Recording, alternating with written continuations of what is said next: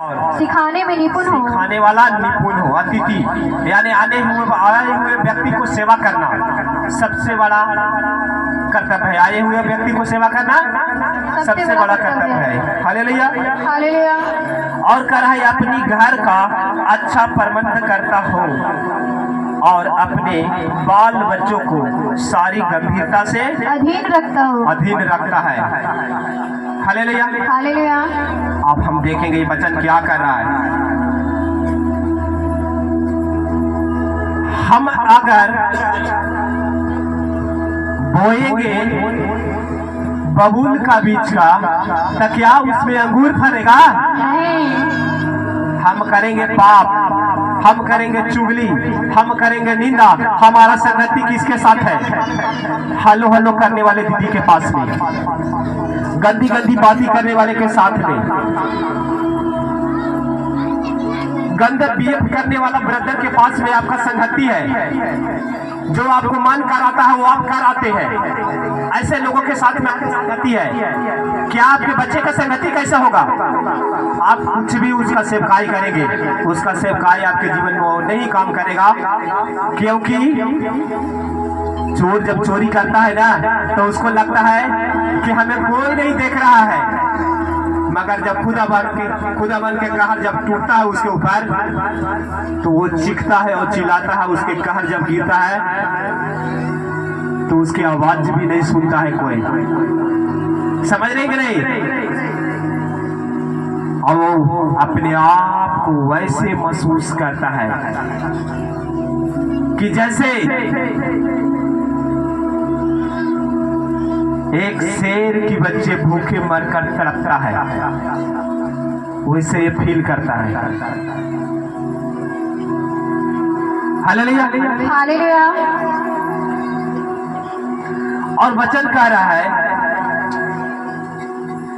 Four की वचन बोल रहा है, अपने घर का अच्छा संबंध करता हो और अपने बाल बच्चों को सारी गंभीरता से अधीन रखता हो। जब कोई अपने घर ही का प्रबंध न जानता हो तो परमेश्वर की कलीसिया की रखवाला कैसे करेगा? नहीं करेगा, कभी नहीं करेगा। यह किसका घर है?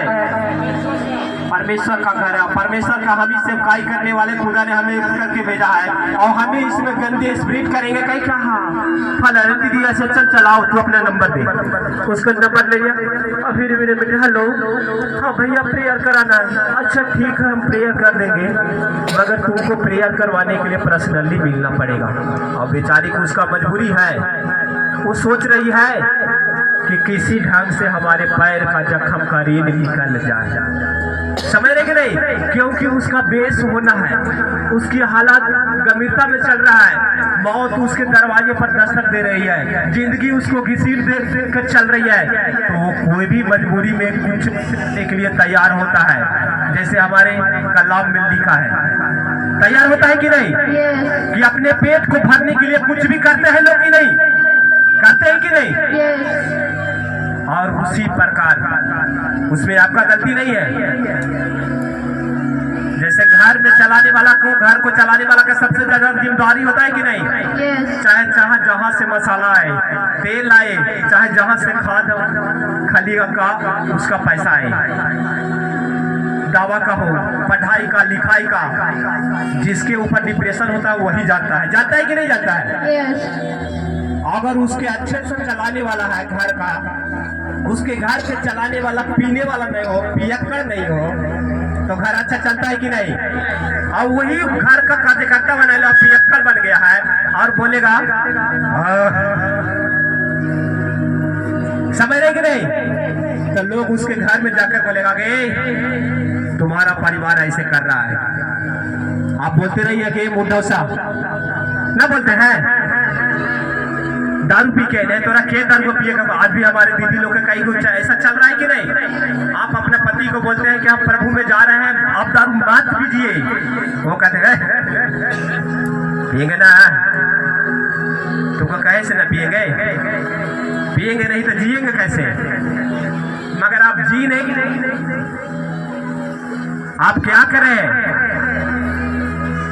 आप आने वाले भविष्य को, जो आपका पीढ़ी है, आपका लाइफ है, आपके बच्चों है, आप उसको गाइड नहीं कर रहे हैं, आप उसके आत्मिक उन्नति को मार रहे हैं, उसको मौत दे रहे हैं। मौत की मतलब नहीं कि मरना, यानी आत्मिक मौत। हालेलुया। हालेलुया। आप जैसा करेंगे वैसे आपके बच्चों करेगा कि नहीं? ये जी भी चाचा है, मेरे दीदी लोग, बुरा लगेगा थोड़ी देर के लिए, क्योंकि सच थोड़ा कड़वा होता है। मसीह में जाकर जो है परमेश्वर को, नाम को लोग बहुत खराब कर चुके हैं। जगह जगह पे चर्चा फैला हुआ है, मसीह में जाता है, बेविचार करने वाला है, क्रोध करने वाला है, जलेसी करने वाला है, निंदा करने वाला है, चुगली करने वाला है, गाली देने वाली है। परमेश्वर ऐसे करने वाले को ब्लेस नहीं करता है। परमेश्वर कहता है तू यहोवा में संयम और क्या रहा, धीरज मान बना रहा। हालेलुया।